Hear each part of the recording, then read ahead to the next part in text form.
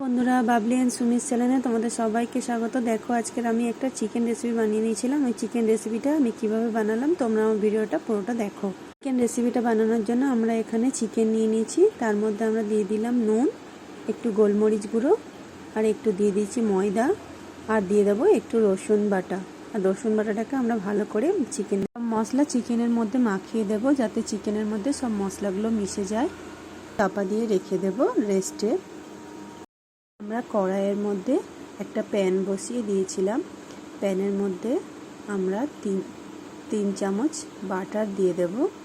বাটারটা একটু গলে গেলে আমরা এর মধ্যে ছোট ছোট করে আমরা রসুনকে কুচি করে রেখেছিলাম, সেই রসুনগুলোকে আমরা বাটারের মধ্যে দিয়ে একটু ভেজে নেব।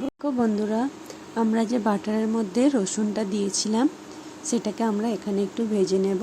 যতক্ষণ না একটু লাল লাল হয়ে আসছে আমরা রসুনটাকে একটু ভেজে নেব। তারপরে আমরা এর মধ্যে দিয়ে দেব যে আমরা চিকেনটাকে ম্যারিনেট করে রেখেছিলাম, সেই ম্যারিনেট করা চিকেনটা আমরা এই কড়াইয়ের মধ্যে দিয়ে একটু ভেজে ভেজে নেব। তারপরে এর মধ্যে আমরা দিয়ে দেব 1 টেবিল চামচ ময়দা। ময়দাটাকে আমরা ভালো করে চিকেনের মধ্যে একটু মিশিয়ে নেব।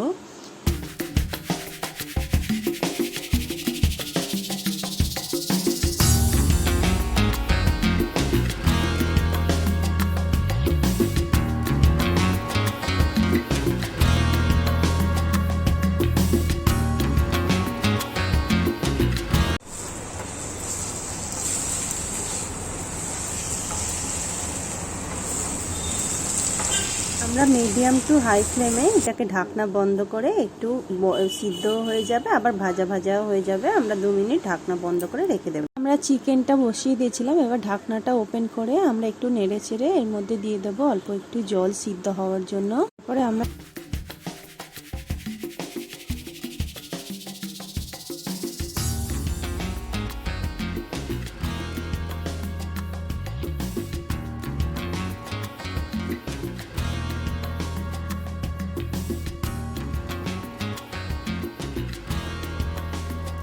এর মধ্যে দিয়ে দেবো অল্প একটু নুন, আর একটু গোলমরিচ গুঁড়ো, আর একটু অরিগ্যানো দিয়ে আমরা চিকেনটাকে কিছুক্ষণ ঢাকনা দিয়ে রেখে দেবো।